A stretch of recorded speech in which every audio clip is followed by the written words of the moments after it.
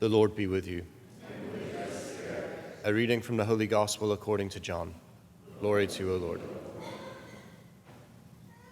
Lifting up his eyes to heaven, Jesus prayed, saying, I pray not only for these, but also for those who will believe in me through their word, so that they may all be one, as you, Father, are in me and I in you, that they also may be in us, that the world may believe that you sent me.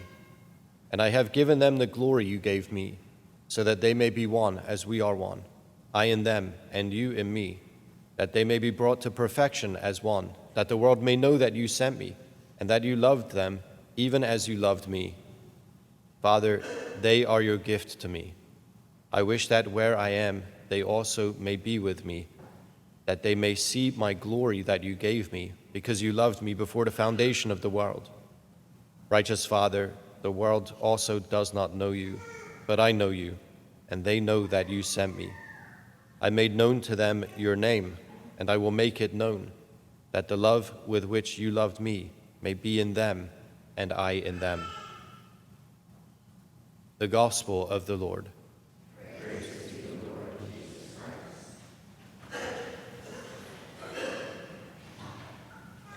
Christ. There are, I think, perhaps a handful of Gospels, maybe a lot more than that, where you kind of get what Jesus is saying at first reading, and I think this is not one of them. So, but I'm gonna leave that work for you to do.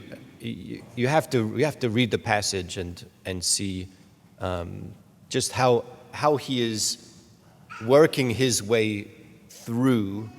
I don't know if I say like a particular theme, yeah, but this is again, this is the end, this is the conclusion of his high priestly prayer. So this is perhaps the climax of I mean, I could say it's the climax of the gospel narrative in a way, because it's again the breaking open of the life of the Trinity, and say its application, like what is meant to happen as a result of Jesus revealing God's heart to his apostles. And of course, what's supposed to happen is that they are meant to be gathered to him. They're meant to remain in him, and then they are to be sent out. This sounds weird, as almost as other members of the Trinity. Now, it's not other members of the Trinity. It's not a quadrinity or whatever it may be. It's not that. But it's that we are made to be Jesus because we are caught up in the exchange of the triune God. We are made to be sons in the Son. And so we're inserted into the Trinity. But it means something more than a simple, like, okay, that's a very beautiful picture. I really like the drawing of that picture, that we get to partake in the life of God, that we find ourselves inserted into the life of the Trinity, into that glorious exchange of self-emptying love, right? Okay, that's great, but we also are made to give witness to the world. This is in that sense, this is a bit of a problematic passage for us. A lot of people.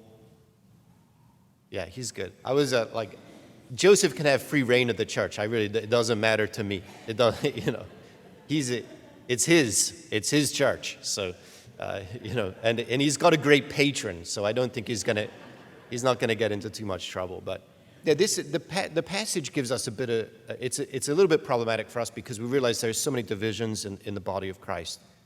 And every time I read a commentary of this passage, it's always like different denominations. And I'm thinking like, those are not the the harshest distinctions in the body of Christ. I mean, we Catholics, as an example, do it to each other.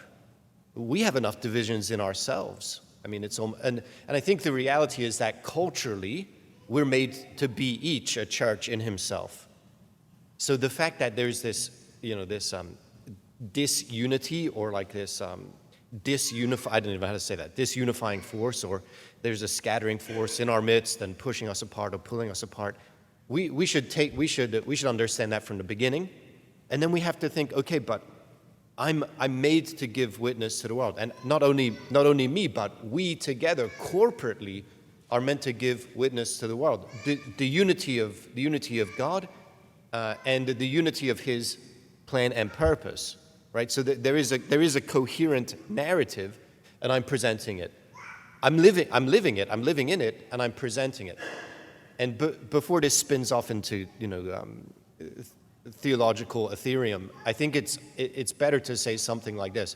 We have to pursue unity, but we pursue unity in God. So we are simply led by King Jesus to give witness with our whole life to the fact of God's love for us and through us for the world. Yeah, so it's important. Yeah, we celebrate the feast of Marcellinus and Peter today. They're two of many martyrs in the church. They gave witness with their entire life. Yeah, but it's not. They're not special in that sense. If they were special, separate, and had really very little to do with us, we wouldn't bother celebrating the feast. The whole point of celebrating the feast is that we are to do the same. We're to give witness. That's what martyr means. It means witness. We're to give witness with our life, and if called upon, with our death as well. To who? To Christ. That there's nothing at all that will stop us from following him. We will give him everything we've got in the cause of God. We'll give our whole life. We have to, every day. And if that involves then our death as well, we'll take it. We'll take it. But now, here, this is the other thing. Say the unifying force is Jesus himself. So the reality is that we can do very little to affect unity. Yeah? But we have to follow Jesus. That's the unity that we need to pursue. Yeah, and that crosses all kinds of lines of demarcation. We don't even have to list them. Why? Because they don't matter. They don't matter ultimately. What matters is Jesus. He is one, so we are one. And I will say this, we are one in love. Because sometimes we might lose track of what it is Jesus is asking us to do, what he's calling us to do, how he's calling us to follow him, all the rest. Like it may be difficult for us to discern that. But we are following him in the cause of love. And so if we can figure out what is most loving in any particular situation, we can do that thing. Now, if Jesus is giving us direct instructions to do one thing over another thing, then we should follow Jesus. But I'm saying that his cause is love, and we should pursue that all the way to the end. And if we were to pursue love all the way to the end, then we would come into unity. Again, unity, the end is not ours. It's not within our grasp. But it's what Jesus wants. And so if we trust and follow him, then we can be assured that we'll be making our way towards what he wants. And that's what we want.